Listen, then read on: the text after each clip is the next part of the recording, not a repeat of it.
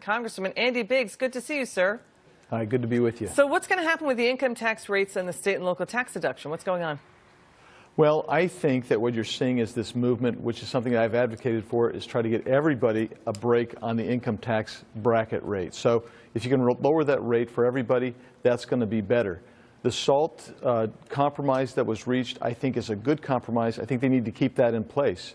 But both of these are going to have a cost if you make much of an alteration.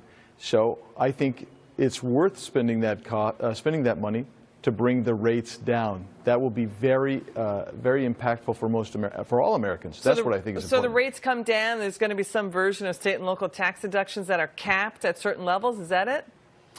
Well, my understanding is that the compromise remains in place, but they're going to probably wipe away that compromise, and that's the real question: is what's going to come out? Are we going to restore it to its current fashion? I don't believe so.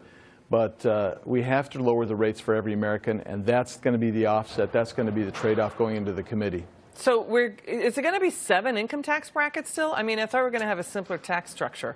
Yeah, well, we should have a simpler tax structure. There's no doubt about it. But they're kind of keeping that close to the vest. They've got just a few people that they're letting in on that, which is part of the problem with this. So I'm hopeful. I've been trying to reach them and tell them what I think should happen, and yeah.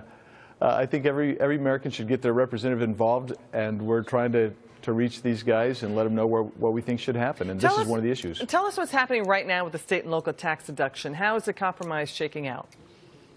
Well, the compromise right now remains in place from the House, which that version is that the income tax deduction goes away, but that the property tax is capped at $10,000. So that's actually a pretty good compromise for most states. Most people are going to keep the break that they have, but those high income tax states, that's where there's an issue, and that's why what you're seeing is that trade-off, the proposal to reduce the overall tax rate for income tax to kind of offset the loss of that deduction. And that's the debate that's going on, and it's not been finalized yet, and I'm not sure it will be finalized for the next week. We got 10 seconds. Do you think it's going to stay the way it's looking right now, or is there going to be dramatic changes in the back end? I think there'll be significant changes. Okay, Congressman Biggs, we're going to have you back on to discuss it. Thank you so much, sir. Great to see you.